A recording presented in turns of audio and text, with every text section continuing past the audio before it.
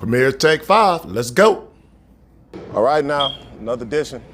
Premier Take 5 here. Coach Shon of that Milwaukee Bradley Tech, man. High expectations for this Bradley Tech team this year, man. High expectations, man. You feeling the pressure, Coach? I don't think there's no pressure at all. I think as long as we do what we're supposed to do, take care of business on the court, everything else will fall into place. Okay. Many will say you're on the hot seat, Coach. Do you feel you're on the hot seat? Because this is a big program over here, man. A lot of alum, a lot of expectations, a lot of everything over here. Are you feeling it? Is that seat hot, or is it chitter chatter? No, it's never hot, man. Unless they see what goes on day to day, they wouldn't understand what it's like to make sure your kids have a way to school, make sure they have practice, make sure they have shoes to play in, make sure they have grades. Make sure you're being a father figure, a mentor. So it's more than just bouncing the ball. And if anybody thinks that's what this is all about, they'll never have a chance to be a head coach, because it's more than just wins and losses at this point, especially after a year with having no season of COVID. And it's just more than just putting the ball in the hole. One thing I can say is for my kids that have bought in, their school's been paid for in college. They're very successful. And for those that doesn't, we still love them all to death because they're kids, but, you know, hard head makes a soft butt sometimes, but I love them all the same. But, you know, any guy that thinks it's just rolling out the ball to play basketball and you get wins, that's important, they're in it for the wrong thing. Because even the money that we make is not enough. It's a great answer, Coach. Speaking of COVID, Coach, how hard has it been getting your team to like buy in after a whole year, let's say, basically a year and a half off, let's say? How hard has it been to getting your team back on track? You know what? It's been very tough. One of the main reasons is I only have one guy returning that has played varsity. Last year I lost 10 seniors that would have gave us a chance to compete for the city conference championship and actually get upstate with the 10 seniors that I had that played that played varsity as freshmen. So they took their lumps with me my second year as a head coach. So this would have been the year that our program rose back to prominence, I think, in the city conference. But you know, when you have a guy like Lyric Davis, anything is possible. You know, he's going to win us 10 to 12 games, but it's for him to get everybody else to buy in to win 18 to 20 games and to be successful. Yeah, that's what's up, Coach. So you got a pretty fully loaded team this year. So if I was to ask you, where do you see your team landing at the standings at the end of the year? What's your prediction for your team? To be honest with you, I believe we should be number one in the city. Number uno. I like that. In our conference. That's what's up. All right. I heard you speak of Lyric Davis. Besides Lyric, who else should people be wanting to come out and see this year? Actually, 1 through 10, we're pretty solid. We have 2 freshmen that can play that's really good, Rashad Fenner and Trey Roby that's going to come in and play some time.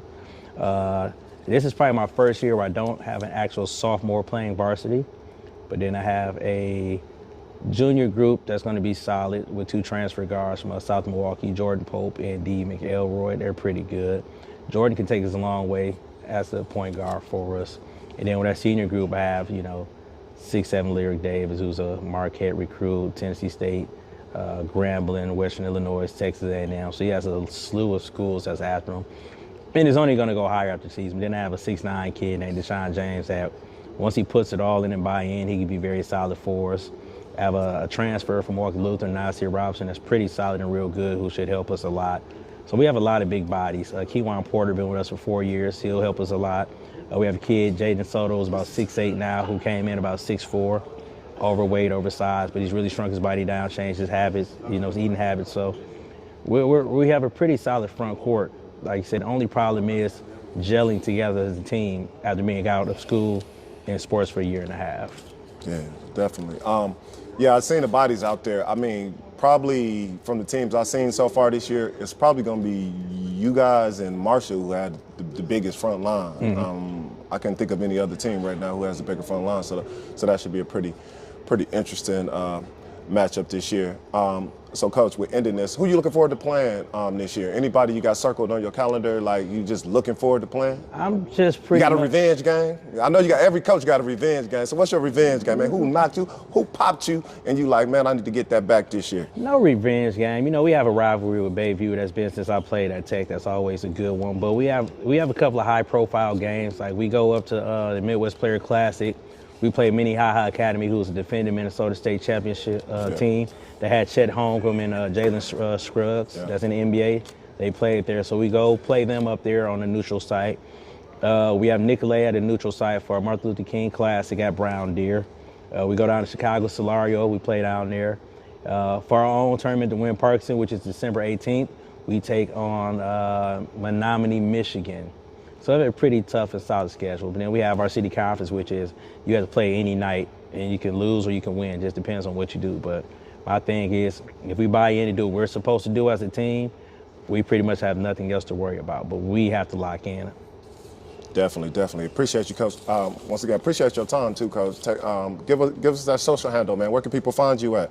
Bradley_Tech_BB on Twitter. That's where we're a lot on. And we have a Milwaukee Bradley Tech boys basketball page on Facebook. So any updates, you can check Facebook or Twitter, and we're always around, and you see us posting.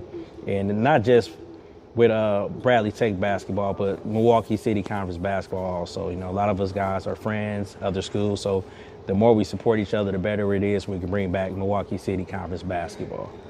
That's what's up, Coach. I appreciate you. Thank you for your time, problem. and the best of luck this season too, Coach. I'd appreciate it.